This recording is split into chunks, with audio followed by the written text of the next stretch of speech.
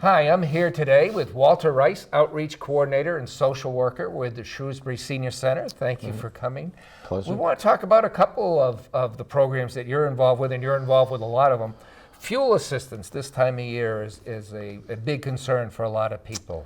Yeah, we're coming into the heating season for 2020, okay? So officially it starts November, ends April, okay? But I have applications for it. Many people right now are receiving their applications for recertification. And so I do help people with recertification and for new applicants. And so just to give you an information, for an individual, one individual, they're just looking at income, okay, not assets. Sure. So it's $37,360. And for a couple, it's $48,855, okay? And so they need to provide a number of documents, which I will go over, such as photo ID, Social Security card, property tax bill, electric light bill, the fuel bill. They're gonna, if they did their taxes, federal taxes as well.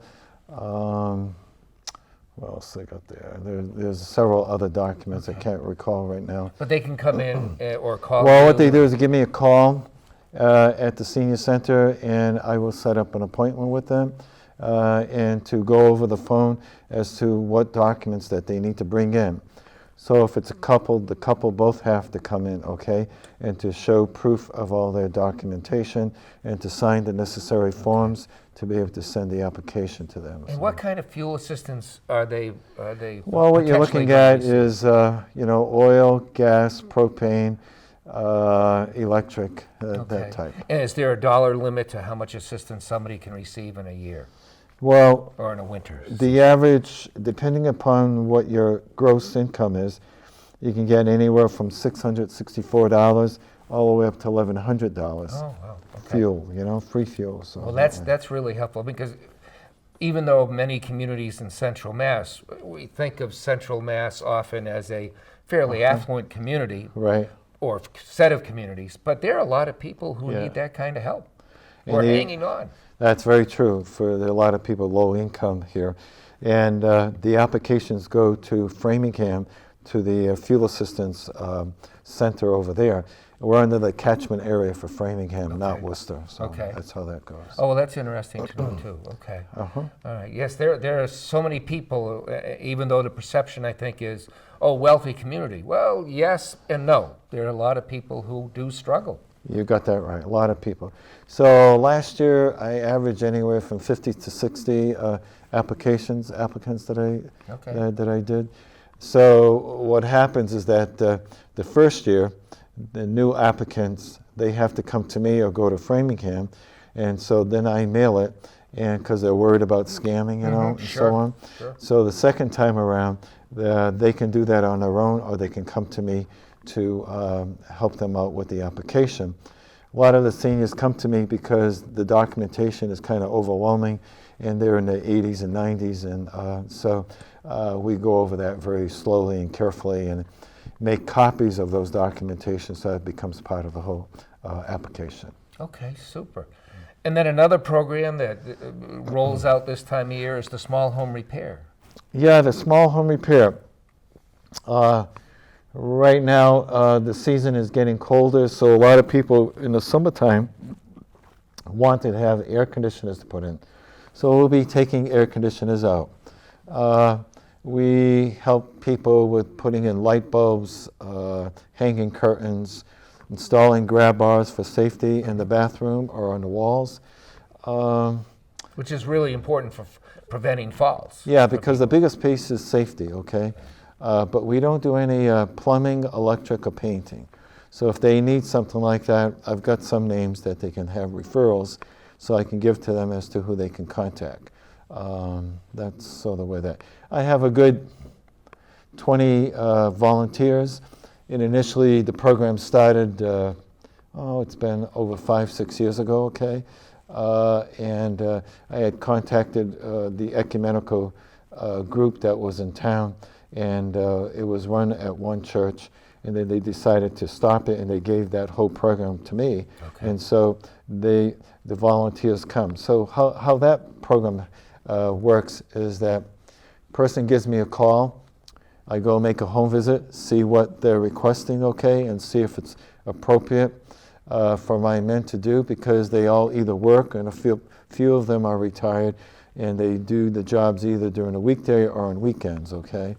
And then, I don't have it here, but they will have a badge, an ID badge. They will call to set up an appointment, and I send the referral out to my coordinator and the group. Someone will volunteer to decide to do the program, you know. And it's been working out real good. What a big help for It's so many people. it's a real good thing, so I'm pleased with that, yeah. And then one of the other programs that you're involved with is property tax abatements. Yeah, that's an interesting one for individuals who want to get, say, $1,000 off their property tax bill, you know. And that happens once a year, and now is the time to start applying for it. If you wish, I have applications, and that process goes through the assessor's office. And the official title of that is called the 41C application for the property tax abatement. Eligibility age is 65 and over, and they include assets and income. So for a single person, if your assets are over 40,000, you can't go beyond 40,000. Income is $24,758. So they have to show proof of those pieces, okay? Mm-hmm. For a married couple, the assets can't exceed 55,000, and the income can't exceed 37,137. So on that piece. Okay. And so once they come to my office, we fill out the necessary documents. They have to show proof of income, ID, and their age, and a few and taxes, okay? And so what you're looking at is the 2018 assets and income, coming in that way. So, okay. And it works out pretty well. So they're very happy. And then I submit the application to the assessor's office, and they take that on. Okay, great. And the other is with the small home repair. Automatically, I signed them up for another program called the Share the Warmth through the Selco, the electric light company, where they can probably get a good $100 one-shot deal from them off their electric light bill. Oh, well, that's big. And that's in April of next year. So I fill out those applications when they come in, and then I submit it in April. So that's how that works. Wow. Okay. Well, that's a big help too. And then the last thing we want to talk about today, I think, was the food stamp program. Oh yeah, the food stamp program. What I have is official applications that people can call, and I can give to them. They come to me and fill out the application, and then they have to submit that to the food stamp agency in Worcester, and they make the decision, and they will require certain documentations or either do a phone interview with them with regard to that. Okay. Do you get involved with the free phones, free cell phones? The free cell phones? You see that on television advertised, and part of me says, oh, that's real, and part of me says, The only way I get involved with that is through Elder Services of Worcester. Okay. And if they have a caseworker and the person doesn't have a phone, they can work that out through that agency there. Okay. Okay. I was just curious where you're dealing with all sorts of ways to help people. You see those ads on, and it's almost like something for nothing. Usually, don't touch that. So I don't.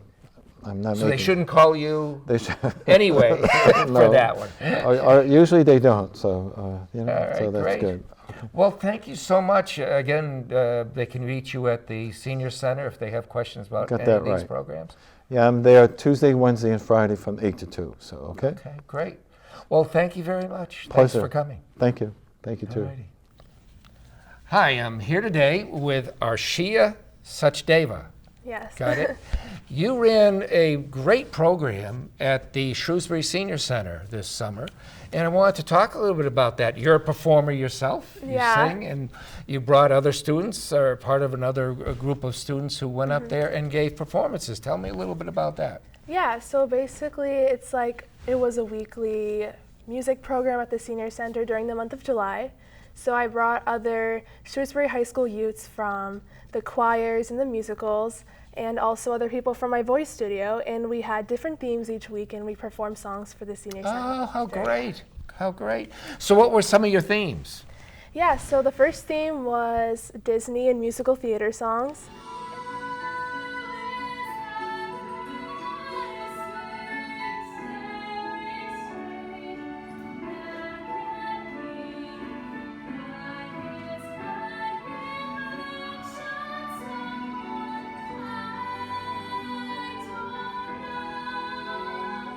And we also had Elvis and 50s and 60s music, which the seniors loved. They also came and sang lots of good songs. And we also had Christmas in July, which was my personal favorite. How great.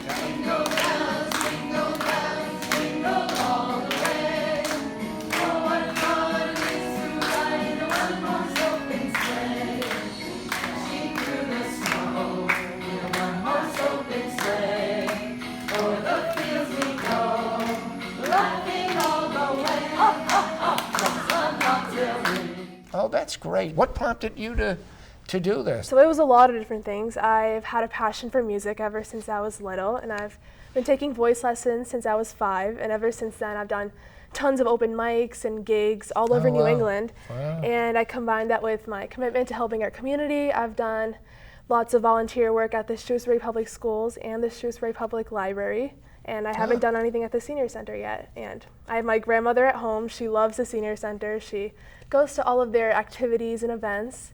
So I thought, why don't we bring all these together? Together, sure. Yeah. Sure. That's terrific. Well, thank you for doing that, and thank you for sharing your story with all of us, and thank you for going up there and providing a lot of fun and entertainment for people at the Senior Center. Yeah, thanks for having me. All right. It was nice meeting you. Nice meeting you too.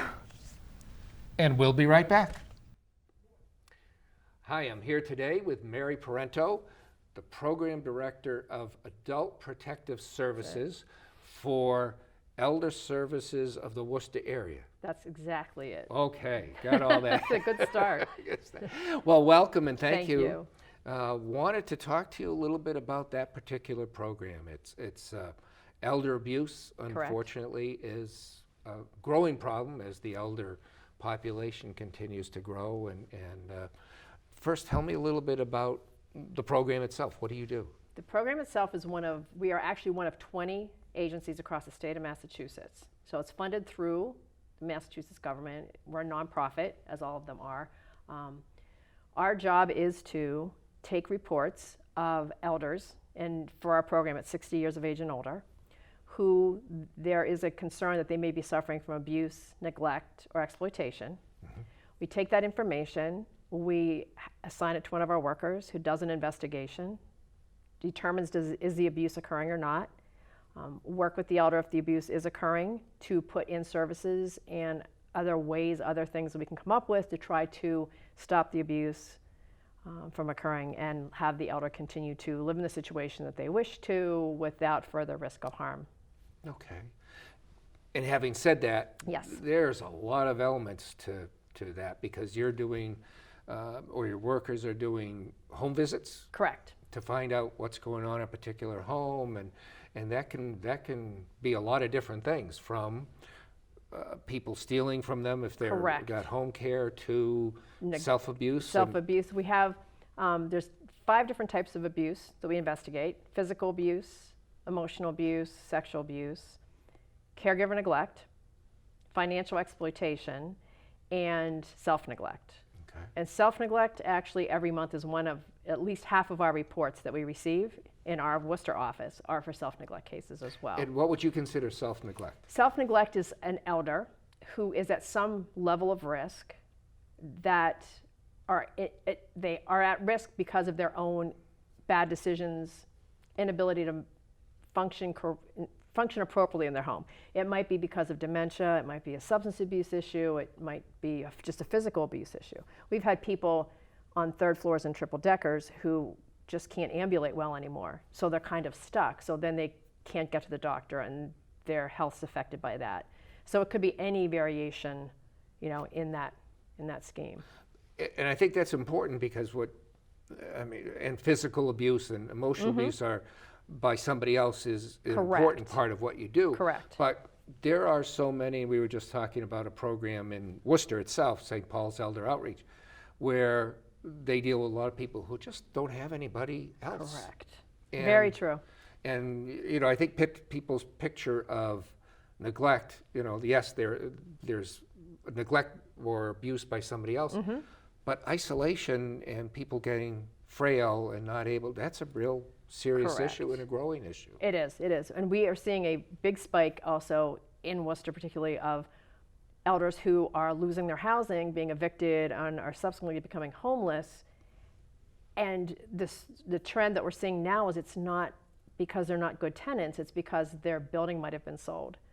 Or the new landlord wants somebody else in there, or the current landlord might want to move somebody into their apartment. So it's through no fault of their own, but suddenly you're at 75 and facing a housing search, which you have no idea what's available and how to go about that. Right, and that's a real issue in every community. Correct. For people who are not wealthy. Correct. And for older people, and there just isn't enough senior housing. Oh, 100% no. I mean, not even close. The waiting list is what, dramatic years? Years.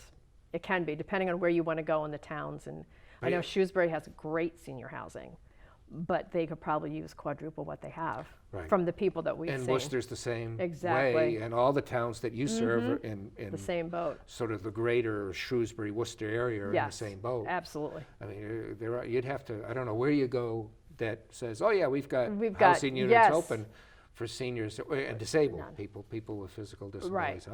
There's just not nearly enough. Not enough. And it's not being addressed. No, it's not. And private housing is just exorbitant. So if you're on a fixed income, you can't afford some of the private rents are. No. So it's kind of stuck between a rock and a hard place in some of these. And I think people can relate to that. If you're not wealthy, housing is, along with healthcare, to me, those are the two big issues and going to be for the next 20 years because there's no place to go. Correct. And so that's one huge pressure, and then healthcare is the other. So what you consider self-neglect, or categorize, is just people struggling without any help. So how do you help those people? We can engage with them, and we're going to help them the way that they allow us to. That's the big difference between adult protective services and the other protective services that cover other populations. We get involved, we'll do an investigation when we get the report, and then we say, yes, you do need help with your housing, and then it really is going to be completely directed by the elder themselves, which I think is reassuring to most elders, that we're just not going to come in and move you somewhere. It's what did you want to see for your housing? You want to apply to these housings, we can help you with that. We can help you, in a variety of ways. We can help you hook you up with different housing organizations in the city of Worcester or other towns that have the Shrewsbury, anybody, Westboro, we cover Westboro as well. Any of those that have agencies or housing specialists. We'll work with veterans officers. We'll work with anybody we can come up with to try to create a solution that the elder finds acceptable. Right, and then just having somebody somebody who's a senior citizen who maybe doesn't have much in the way of family, or at least not supportive, or may have outlived their friends. So they're isolated. So just having somebody from an organization like yours to talk to about that. Transportation, as you mentioned, that's a huge issue. That is huge as well, yes. Transportation is always an issue. As you said, healthcare is also an issue. Getting adequate services in the home. If somebody needs some hands-on assistance, trying to work through that maze of insurance, what insurance covers, what they don't. We use, we are part of Elder Services of Worcester and utilize those services a tremendous amount. Probably half of our clients get home care services as well, because that can go into addressing some of the risks that we come across. And that's all part of your agency. When you mention Elder Services of Worcester, we're a small part of the big agency that is Elder Services of Worcester. Sure. Like 15 communities or something? There are 19 towns and cities surrounding Worcester that we service. Okay. So beyond people who are isolated and frail, which is a huge part of the population, sadly growing, you also deal with people who are being physically abused by family. For us to get involved in a number of those situations, the other abuses, there needs to be some level of personal relationship between the victim and the abuser. So if somebody gets assaulted at Shaw's, that probably is not going to be anything that we investigate. But by our requirements, if they are assaulted, unfortunately, by a son or a grandniece, that could be a case that we get involved with as well. So once we get a report and we get involved, we complete a pretty extensive investigation, talking to people that we think can provide information that are going to lead us to a decision at the end. Did this happen? Did it not? And then we're going to walk with the elder through whatever's going on. So if it was a case that involved police or courts, we go to court, we go with the police, we make sure that they're safe.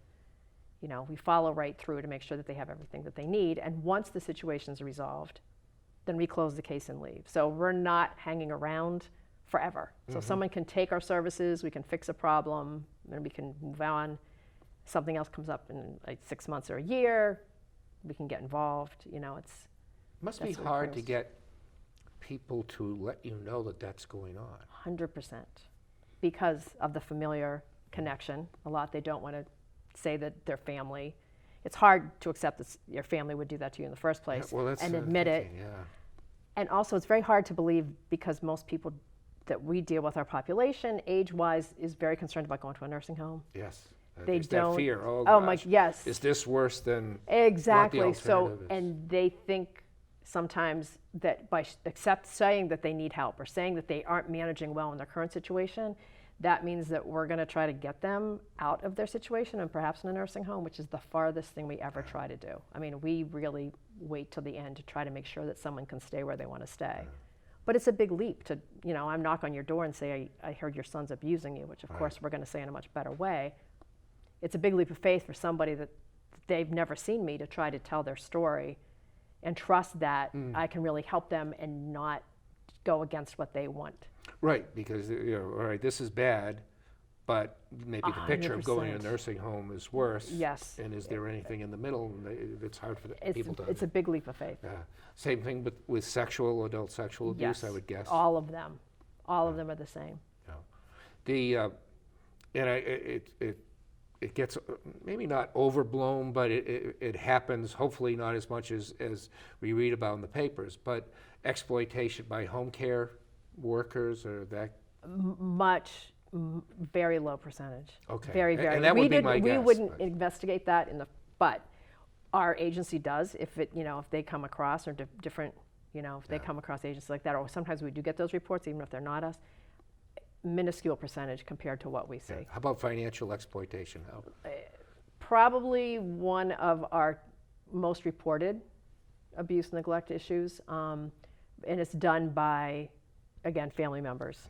And I think it all ties into opioid, the opioid increase, and there's a lot of people who are having issues on their own, move home, and then that's when it kind of starts to, drip away from the money and the assets. Yeah, isn't that, that too, for somebody to report that takes, at least there's an anger piece. We hope. Yes, 100% correct. And sometimes we see that in the very end. So we'll see that the elder's health is declining because they aren't buying their medication. And that's new. And why aren't you buying your medication? Well, because I don't have money, which you did 3 months ago, but my son got divorced and moved home. And so we kind of backtrack through the story. And there's often, any of these abuses, there's a whole lot of interventions we can put in that are really not restrictive, but we can try to work with securing bank accounts and maybe getting newer bank accounts for the elder, getting somebody else on that bank account, getting it flagged. There's literally hundreds of things we can do to make sure someone has their money. And we've got to wrap up shortly, but do you have a money manager? We do have a money manager. That's what I thought. We have a fabulous money manager. And that's one way to help prevent that from happening anymore. It's the best program because she can take care of the money. And where's it going? Oh, exactly. there's a flag here. And she'll make sure bills are paid. People get spending money. It sounds kind of trite to say spending money when they're 80, but they get money funneled to them, so they have money every week, and so they're not going without. But and if all of a sudden there's a lot of withdrawals that are not accounted for, And if something, got yeah, she's like, I somebody- need money, but I just gave you money, but Yeah. well, my daughter was here, and then then it starts again, and then you unravel again. yeah, so I think that's a big Oh, program it's to help. a great program. People should contact you or can contact you. They can contact us directly if they have questions at our elder service number, which is 508-852-3205. That's being scrolled even as we speak. Beautiful. Okay, so, but they also, if they are concerned about themselves or a neighbor, or they think that somebody that is suffering from some sort of abuse or neglect, can call and file a report with the Protective Service hotline. Okay. That number is